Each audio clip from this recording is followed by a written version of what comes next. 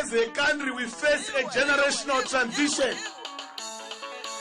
Below 35, they are crying out for help.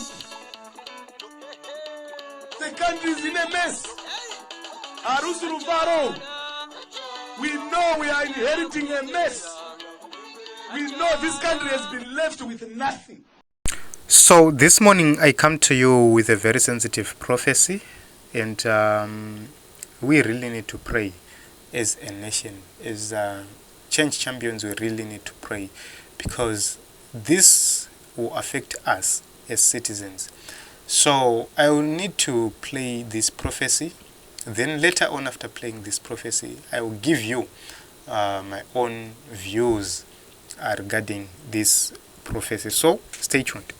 There's something the Lord showed me concerning the country of Zimbabwe. The Lord opened my eyes and showed me who will be the next president of Zimbabwe in few months. But what God showed me is shocking. Why is it shocking? Because the person I saw that won the election in the spirit is not the person that will be sworn in as the president. Thou art worthy. Thou art worthy, O Lord. O Lord. To receive glory, honor, and power. Oh yes. For thou hast created all things are for thy pleasure.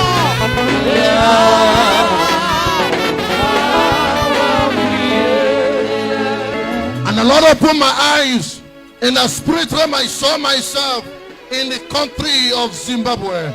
As the Lord opened my eyes in this vision, and I saw a throne, and a man was walking to the throne majestically, and I saw a lot of people were shouting in jubilation, and the man actually in the spirit got to that throne, and a name was written in his face, and I see a name in his face, Nelson.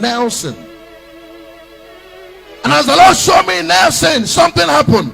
Suddenly, as Nelson were about to sit on the throne, something erupted, like a problem, like you know when they say a tornado is coming, a white wind is coming. Something erupted.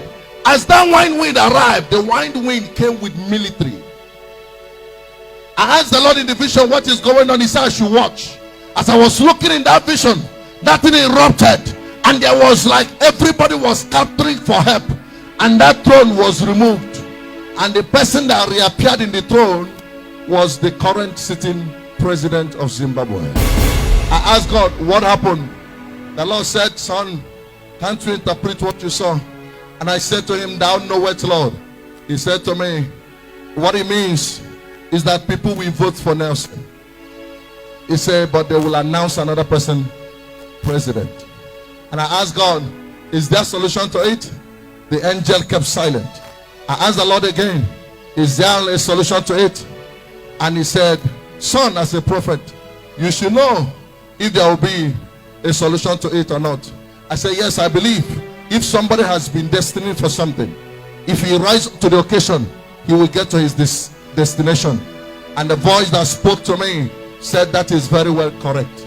People from Zimbabwe should pray. They should pray so that the will of God will happen in their life.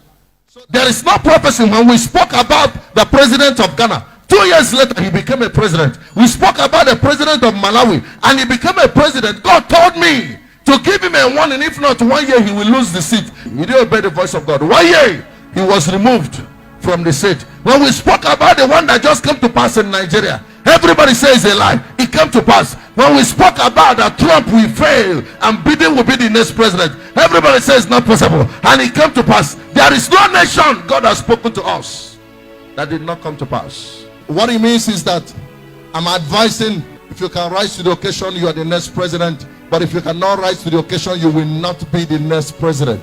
And this is what the Lord told me. And I will hold on to God till what he brings come to pass. And it is thus says the Lord. So having watched this prophecy, a lot of people would actually agree with me, that this election is not an easy one. 2023 is not an easy election because we are dealing with a system here. We are dealing with sophisticated, ruthless people. We have been in power for 43 years and they are not ready to leave power. And we are dealing with people who have pledged to the people of Zimbabwe that they will not leave power through a vote. These are the people we are dealing with. And this prophecy is just a confirmation of what ZANU-PF people are actually saying, which means they will do whatever they can. They do whatever in their power to stop this election. And myself, I just want to urge the people of Zimbabwe, number one, let us be prayerful.